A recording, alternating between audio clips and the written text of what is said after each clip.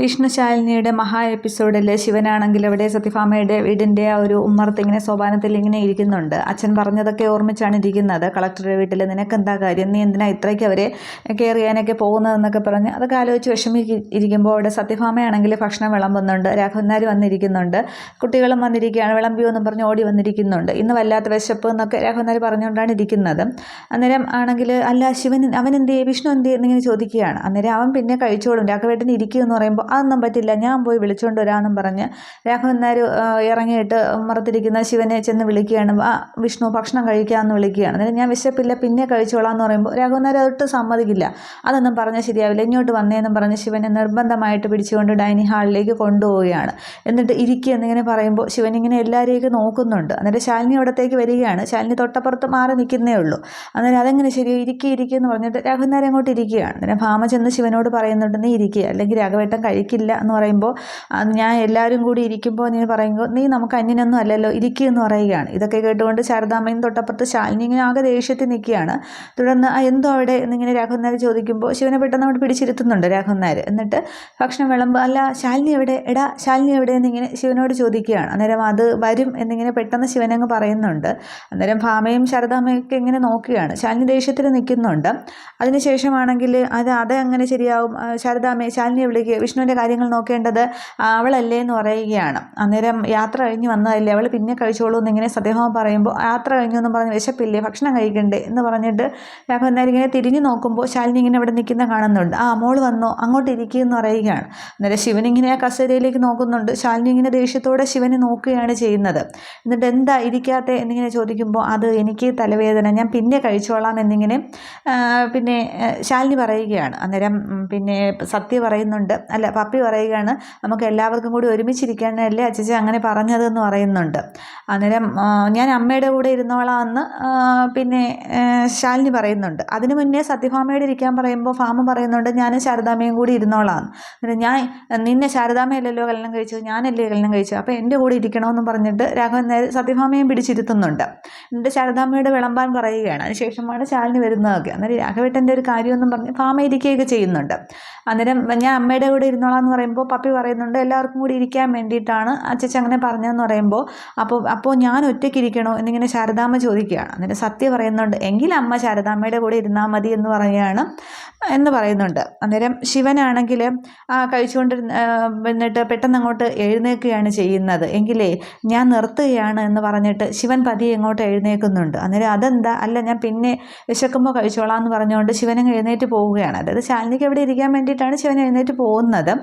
അന്നേരം പിന്നെ രാഘവൻ നായർ പറയുകയാണ്, അത് കൊള്ളാമല്ലോ, അവന് കഴിക്കണ്ടേ, എങ്കിൽ പിന്നെ ഞാനും കഴിക്കുന്നില്ല, എനിക്ക് വിശപ്പുള്ളപ്പോൾ ഞാൻ എടുത്ത് കഴിച്ചോളാം എന്നും പറഞ്ഞ് രാഘവൻ നായരും പതുക്കെ എഴുന്നേറ്റ് അങ്ങ് പോകുന്നുണ്ട്. അന്നേരം ഭാമ വിളിക്കുന്നുണ്ടെങ്കിലും രാഘവൻ നായർ നിൽക്കുന്നില്ല, അങ്ങ് പോവുകയാണ് ചെയ്യുന്നത്. അന്നേരമാണെങ്കിൽ പിന്നെ ശാലിനിയോട് ശാരദാമ്മ പറയുന്നുണ്ട്, അവൻ നിന്നെ രക്ഷിക്കാൻ വേണ്ടി ചെയ്തതാണെന്നുള്ളത്, നീ ഇരുന്ന് കഴിക്കാൻ വേണ്ടിയാണ് അങ്ങനെ ചെയ്തതെന്നുള്ളത്. പക്ഷെ ശാലിനി അങ്ങോട്ട് ആകെ ദേഷ്യപ്പെട്ട് അങ്ങ് റൂമിലേക്ക് കയറി പോകുന്നുണ്ട്. അതിനുശേഷം ഭാമയും ശാരദാമ്മയൊക്കെ ഇങ്ങനെ നോക്കി വിഷമിച്ചുമൊക്കെ നിൽക്കുകയാണ് ചെയ്യുന്നത്. അതേസമയം അവിടെയാണെങ്കിൽ റസാഖാണെങ്കിൽ മധുരയിൽ നിന്ന് തിരിച്ച് നാട്ടിലെത്തുന്നുണ്ട്. രേഷ്മയെയും കുട്ടനെയും ഒക്കെ കൊണ്ടുകൊണ്ട് പോലീസ് സ്റ്റേഷനിലേക്ക് എത്തുകയാണ് ചെയ്യുന്നത്. അതിനുശേഷം ആ ഒരു സിയുടെ ക്യാബിനിൽ തന്നെ അവരെല്ലാവരും ഇങ്ങനെ നിർത്തിയിട്ടുണ്ട്. അതിനുശേഷം ശാലിനിയെ ഫോൺ ചെയ്യുന്നുണ്ട്. ആ പ്രൊമോയിൽ പറഞ്ഞ പോലെ വിളിക്കുകയാണ്. അന്നേരം എന്താ റസാഖ് ഈ സമയത്ത് ചോദിക്കുമ്പോൾ മാഡം എന്നെ ഏൽപ്പിച്ച ജോലി കൃത്യമായിട്ട് പൂർത്തിയാക്കി എന്ന് പറയാനാണ് വിളിച്ചതെന്ന് പറയുന്നുണ്ട്. അന്നേരം മനസ്സിലായില്ല എന്ന് പറയുമ്പോൾ ഞാൻ അന്ന് രേഷ്മയുടെ കടയിൽ മലയ സെൽവത്തിൻ്റെ വീട്ടിൽ കണ്ട ഒരു പെൺകുട്ടിയെ കണ്ടു എന്ന് പറഞ്ഞില്ലേ, രേഷ്മയുടെ കടയിലെ സ്റ്റാഫായിട്ട്, അത് കൃത്യമായിരുന്നു. രേഷ്മയുടെ കേരളത്തിലെ കടയിലെ ആ ഒരു സ്റ്റാഫും മലയ സെൽവത്തിൻ്റെ മകൾ ശെൽവിയും ഒന്നായിരുന്നു എന്ന് പറയുന്നുണ്ട്. ആ ഒരു സംശയമാണ് എന്നെ മധുരയിലേക്ക് എത്തിച്ചത്. ഞാൻ അവിടെ വെച്ച് കൃത്യമായി 3 പേരെയും കയ്യോടെ പൊക്കി എന്ന് പറയുകയാണ്. പിന്നെ രേഷ്മ എന്തിന് മലയ സെൽവത്തിൻ്റെ വീട്ടിലെ ആ പെൺകുട്ടി എന്നിൽ നിന്ന് ഒളിപ്പിക്കാൻ നോക്കി, അതുകൊണ്ട് ഞാനവിടെ മധുരയിൽ അവരെ പുറകെ പോയി എത്തുകയും ചെയ്തു. മലയ സെൽവത്തിൻ്റെ വീട്ടിൽ വെച്ച് തന്നെ 3 പേരെയും പൊക്കി. പക്ഷേ അവരെ അറസ്റ്റ് ചെയ്യാനായിട്ട് പറയാനായിട്ട് എനിക്ക് കൃത്യമായൊരു കാരണമുണ്ടായിരുന്നു എന്ന് പറയുകയാണ്. അന്നേരം അതെന്തെന്ന് ചോദിക്കുമ്പോൾ അവരുടെ കയ്യിൽ ചിതാഭസ്മം ഉണ്ടായിരുന്നു എന്നിങ്ങനെ പറയുന്നുണ്ട്.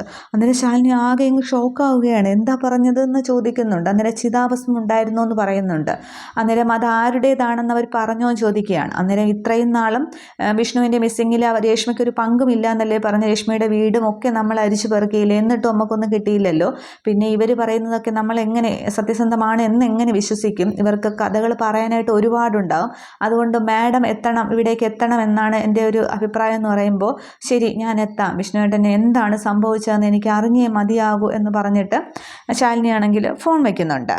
അതിനുശേഷം ശാരദാമ്മയാണെങ്കിൽ ഫോൺ വെച്ച ശേഷം റൂമിലേക്ക് വരുന്നുണ്ട്. അന്നേരം ശാലിനി ആകെ ഇങ്ങനെ കരഞ്ഞു നിൽക്കുകയാണ്. അന്നേരം എന്താ മോളെ, എന്താ ആരാ വിളിച്ചതെന്ന് ചോദിക്കുമ്പോൾ റസാഖാണ് വിളിച്ചതെന്ന് പറയുന്നുണ്ട്. അന്നേരം എന്താ പറഞ്ഞതെന്ന് ചോദിക്കുമ്പോൾ രേഷ്മയെ അറസ്റ്റ് ചെയ്തു, രേഷ്മയുടെ കയ്യിൽ ആരുടെയോ ചിതാഭസ്മമുണ്ട് എന്നിങ്ങനെ പറയുമ്പോൾ ശാരദാമ്മയ്ക്കും അങ്ങ് ഷോക്കാവുന്നുണ്ട്. എന്നിട്ട് പറയുകയാണ്, അരുതാത്തൊന്നും സംഭവിക്കില്ലല്ലോ അമ്മ എന്നിങ്ങനെ പറയുമ്പോൾ ശാരദാമ്മ പറയുന്നുണ്ട്, ഇനി നിന്നെ ആശ്വസിപ്പിക്കാനായിട്ട് എൻ്റെ കയ്യിൽ വാക്കുകളില്ല എന്ന് പറയുകയാണ്. അന്നേരം ശാലിനി അങ്ങ് കരയുകയാണ്. അന്നേരം പറയുന്നുണ്ട്, ഇവിടെ വിഷ്ണു ഒരു പക്ഷേ നമ്മളെ വിട്ട് പോയിട്ടുണ്ടെങ്കിൽ അത് ഇവിടെ ആർക്കും അറിയില്ലല്ലോ, അതറിഞ്ഞാൽ ഇവിടെ ആരൊക്കെ ചങ്കുപൊട്ടി ചാവുമെന്നൊന്നും എനിക്കറിയില്ല. അപ്പോൾ മോള് അത് ഉള്ളിൽ സൂക്ഷിക്കണം എന്നിങ്ങനെ പറയുമ്പോൾ അല്ലാതെ വേറൊന്നും വഴിയില്ല എന്നൊക്കെ ഇങ്ങനെ ശാരദാമ്മ കുറേ ആശ്വാസവാക്കുകളൊക്കെ പറയുമ്പോൾ ശാലിനിക്ക് ധൈര്യം കൊടുക്കുകയാണ്. അന്നേരം ശാലിനി പെട്ടെന്ന് ഒരു ബോൾഡായെന്ന പോലെ പറയുന്നുണ്ട്, ഇല്ല എന്താണെങ്കിലും ഞാൻ ചങ്കിനകത്ത് തന്നെ, രേഷ്മ പറയുന്നത് ചങ്കിനകത്ത് തന്നെ സൂക്ഷിക്കും. പക്ഷേ അരുതാത്തതൊന്നും അല്ലാതിരിക്കാനായിട്ട് ഞാൻ പ്രാർത്ഥിക്കാം. ഇനിയിപ്പോൾ എനിക്ക് പൊട്ടി കരയണമെന്ന് തോന്നിയാലും ഞാൻ കരയില്ല.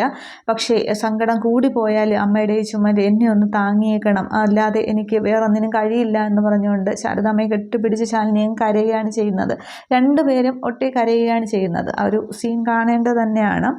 അതേസമയം അവിടെ ശിവനാണെങ്കിൽ വീണ്ടും അവിടെ ഉമ്മർത്തിങ്ങനെ വിഷമിച്ചിരിക്കുമ്പോൾ സത്യഭാമ അടുത്തേക്ക് ചെല്ലുന്നുണ്ട്.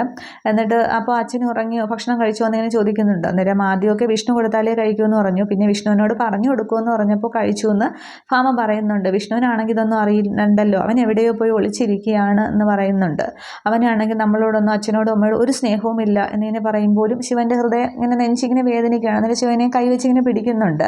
എന്നിട്ട് ശിവൻ പറയുകയാണ്, എന്നാൽ പിന്നെ ഞാൻ ഇറങ്ങട്ടെ, പിന്നെ എന്തോ ഒരു അസ്വസ്ഥത പോലെ, റെസ്റ്റ് എടുത്താലായിട്ട് മാറും, അച്ഛൻ ഉറങ്ങട്ടെ എന്ന് കരുതി ഇരുന്നതാണെന്ന് പറയുമ്പോൾ അപ്പോൾ ശിവന് ബുദ്ധിമുട്ടായോ? ഇപ്പോൾ രാഘവേട്ടൻ്റെ മുന്നിൽ വിഷ്ണുവാണ് നമ്മുടെ മകൻ, ശിവനാണ് നമ്മുടെ മകൻ വിഷ്ണു എന്നിങ്ങനെ പറയുമ്പോൾ അതൊന്നും സാരമില്ല, അച്ഛന് സുഖമില്ലാത്തതുണ്ടല്ലേ, അസുഖം മാറുന്നത് വരെ നമുക്ക് കാത്തിരിക്കാം എന്നിങ്ങനെ പറഞ്ഞ് ശിവൻ അവിടെ നിന്ന് ഇറങ്ങുന്നുണ്ട്.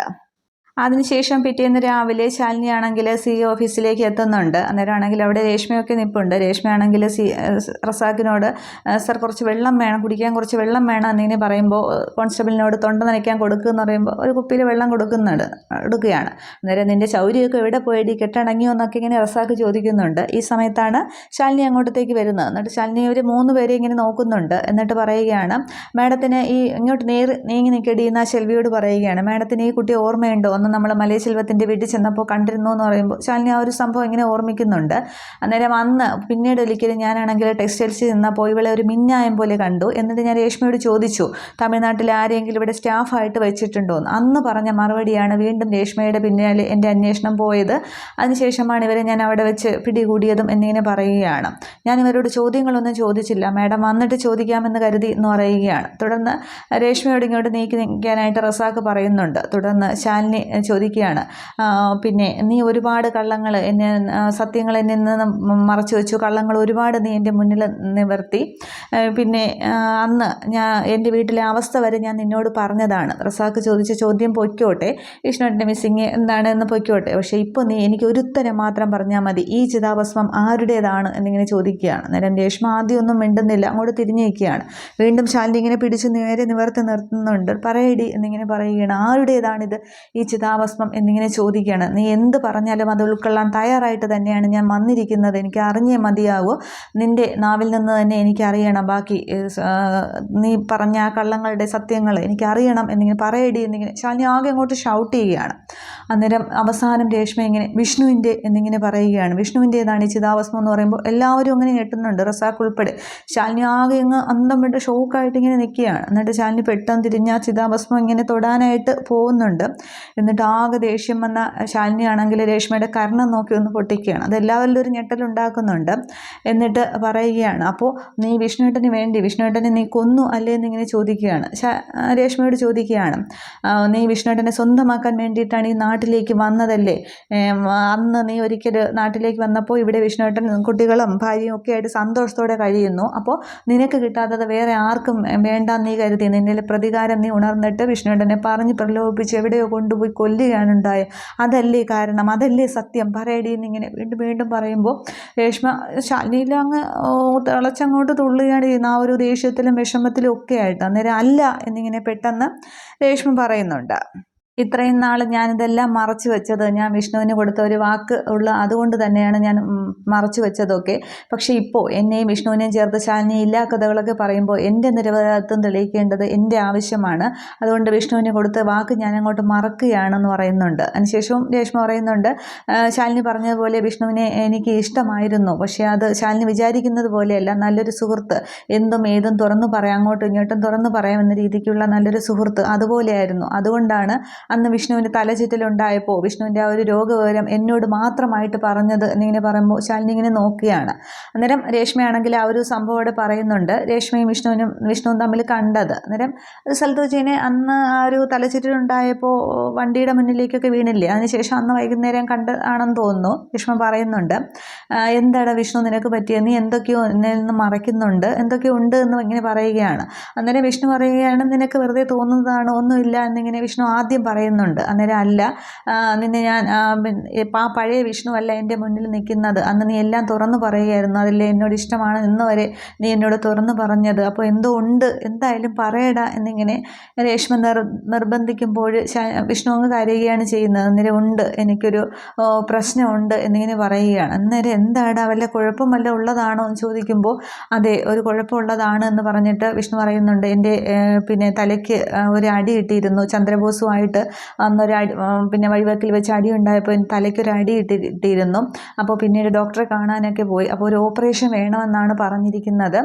അപ്പോൾ അതിനാണ് ഇപ്പോൾ ഞാൻ പറഞ്ഞത്, ഞാൻ എന്തിന് മധുരയിൽ പോയി എന്ന് ശാലിനി നേരത്തെ ചോദ്യം ചെയ്തില്ല, അതിനുള്ള മറുപടിയാണ് ഞാനിപ്പോൾ പറഞ്ഞതെന്ന് പറയുന്നുണ്ട്.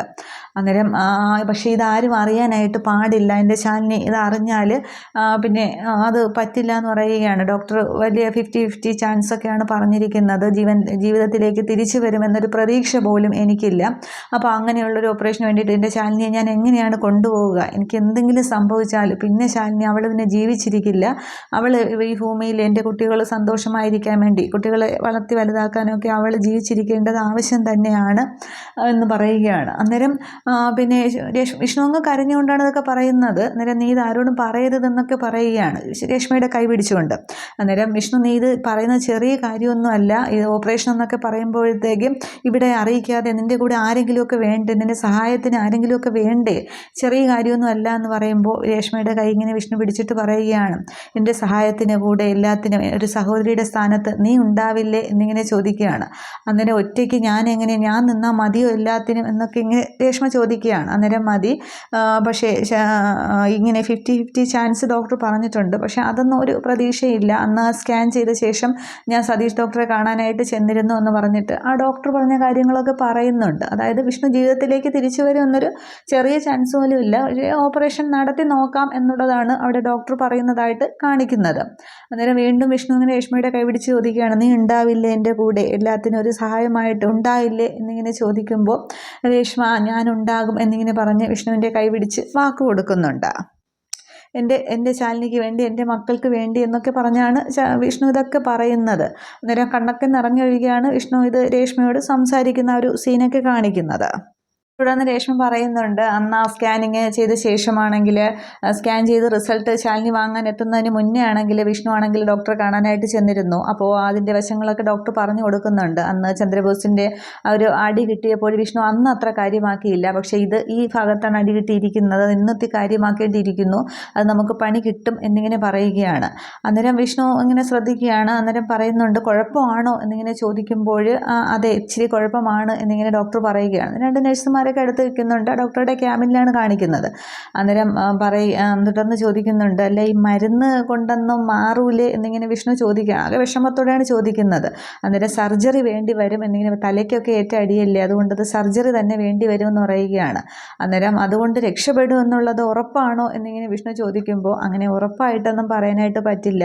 ഒരു 50-50 ചാൻസ്. നിന്നോട് എനിക്ക് വേണം കാര്യങ്ങൾ മറച്ചു വെച്ച് സംസാരിക്കാം, പക്ഷേ തുറന്നു പറയുകയാണ്. ഒരു 50-50 ചാൻസ് എന്നിങ്ങനെ ഡോക്ടർ പറയുമ്പോൾ വിഷ്ണു ആകപ്പാടെ അങ്ങ് തളരുന്നുണ്ട്. പക്ഷേ ആ ഒരു വിഷമം വെളിയിൽ കാണിക്കുന്നില്ല. കണ്ണൊക്കെ ഇങ്ങനെ നിറയുകയാണ് വിഷ്ണുവിൻ്റെ. എന്നിട്ട് എടാ സതീഷ് എന്നിങ്ങനെ പറയുമ്പോൾ നഴ്സുമാർ ശ്രദ്ധിക്കുന്നുണ്ടല്ലോ.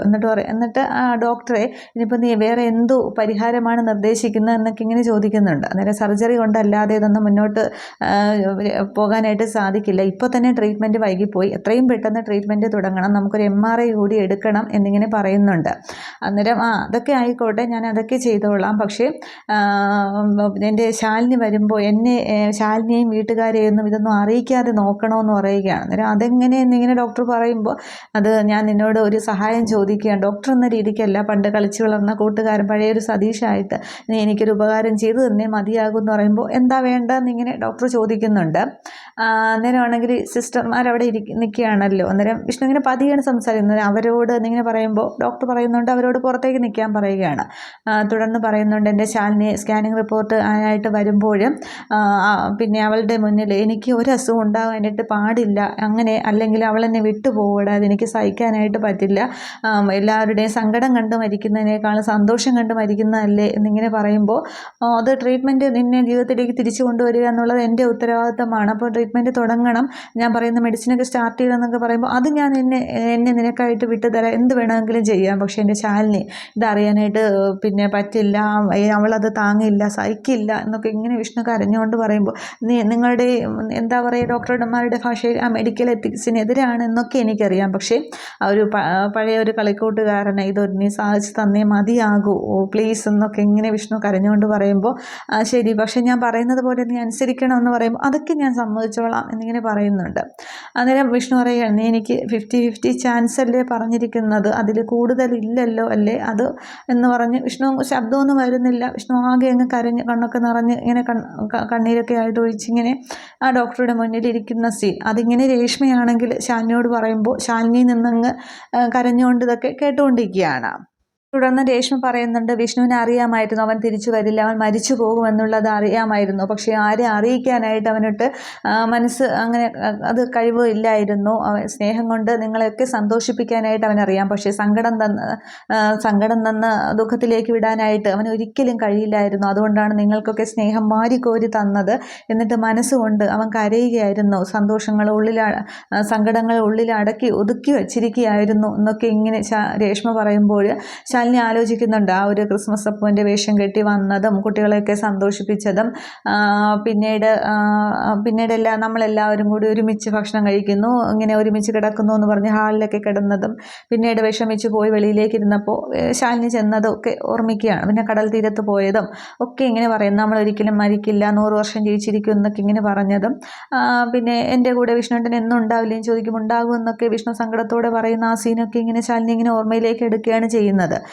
പിന്നെ ഓടി നടക്കുകയാണ്, കാര്യങ്ങളൊക്കെ ചെയ്തു തീർക്കാൻ ഒരുപാടുണ്ട്, സമയം കുറച്ചേ ഉള്ളൂ എന്നൊക്കെ ഇങ്ങനെ വിഷ്ണു പറഞ്ഞ ആ ഓരോരോ കാര്യങ്ങൾ ശാലിനി ഇങ്ങനെ ഓർത്തെടുത്ത് ആകെ സങ്കടപ്പെട്ടങ്ങ് പൊട്ടിക്കരയുകയാണ് ചെയ്യുന്നത്. പിന്നെ ശാരദാമ്മയുടെ വീട്ടിൽ അവല് കഴിക്കാനായിട്ട് പോയതും ശകലം കഴിച്ചപ്പോൾ തന്നെ പോകാമെന്ന് പറയുമ്പോൾ ശാലിനി ചോദിക്കുന്നുണ്ടല്ലോ, മുഴുവൻ കഴിച്ചില്ലല്ലോ എന്ന് ശാരദാമ്മ പറയുന്നുണ്ട്. അപ്പോൾ അതിനോടുള്ള മോഹം തീർന്നു എന്നിങ്ങനെ പറയുന്നതൊക്കെ ഓർത്ത് ശാലിനി ഇങ്ങനെ കരയുന്നുണ്ട്. അതിനുശേഷം വീണ്ടും രേഷ്മ പറയുന്നുണ്ട്, ഒരു തട്ടിക്കൊണ്ടുവന്ന് പോകൽ നാടകം അരങ്ങേറിയില്ലായിരുന്നു, അതിന് പിന്നെ എന്താണ് സംഭവിച്ചതെന്ന് അറിയാമോ എന്ന് ചോദിക്കുകയാണ്. അന്നേരവും ശാലിനി ഇങ്ങനെ കണ്ണൊക്കെ നിറഞ്ഞിങ്ങനെ ആ ഒരു പിന്നെ ഒരു മാർട്ടിന ആ ഒരു ആളുണ്ടായിരുന്നല്ലോ, പറഞ്ഞ കാര്യം ഇങ്ങനെ ആലോചിക്കുന്നുണ്ട്.